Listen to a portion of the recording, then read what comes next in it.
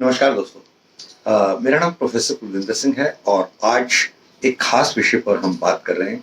Common sense की series में बात करते हुए आज 7वां वीडियो है और इस 24 वीडियोस की सीरीज में हम देश की उन सब बातों के ऊपर बात करेंगे जो एक कॉमन इंसान अपने ऊपर अपनी जिम्मेवारी ले ले तो देश कहाँ का कहाँ पहुँच सकता है। जीरो से आसमान की ऊंचाई तक का सफर कि ना बिना किसी सरकार, बिना किसी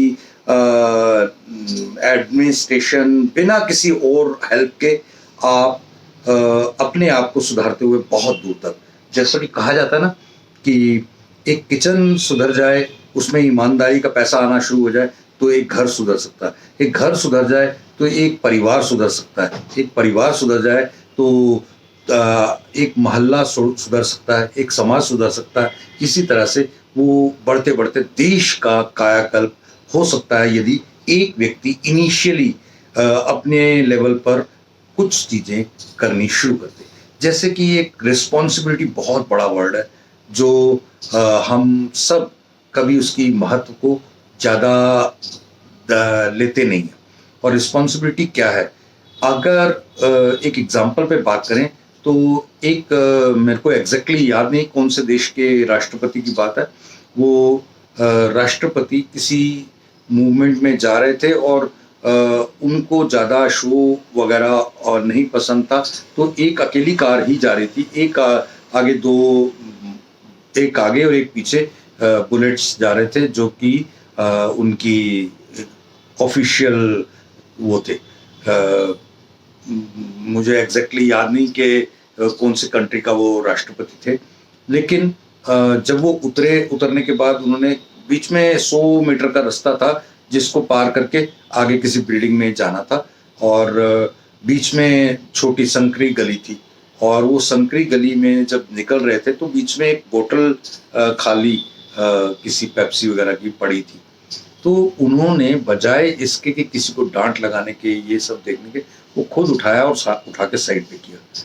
जिस देश का राष्ट्रपति इतनी जबरदस्त तरीके से जिम्मेवारी लेता है ना, उस देश को कोई भी पीछे नहीं छोड़ सकता।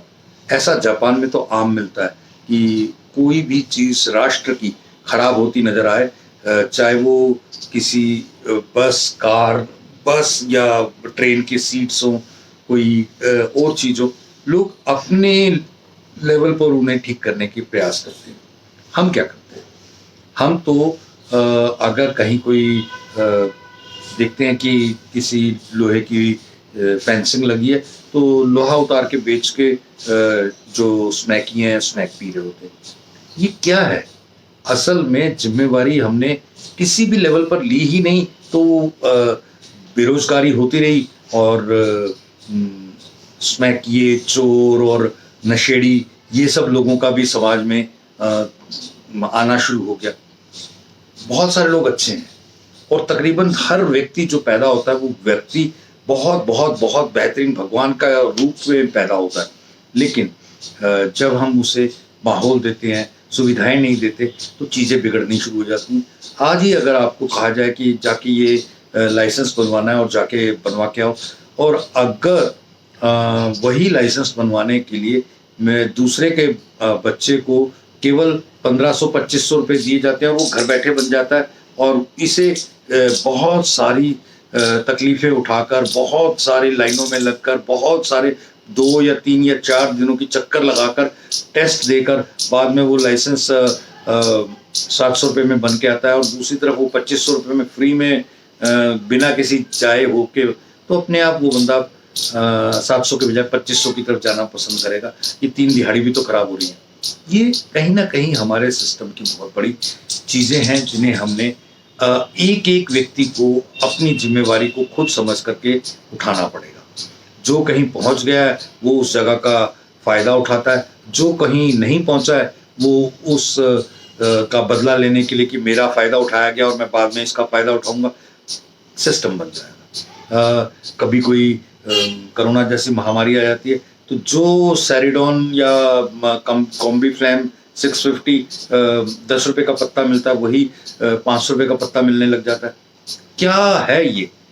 आप इंसानियत, इंसान, सारी चीज़ें कहाँ रख के भूल जाते हो। मेरे आज के इस पूरे टॉपिक का महत्व यही था, हर इंडिविजुअल को अपनी जिम्मेवारी लेनी पड़ेगी बस, और यही हमारा उद्देश्य भी है।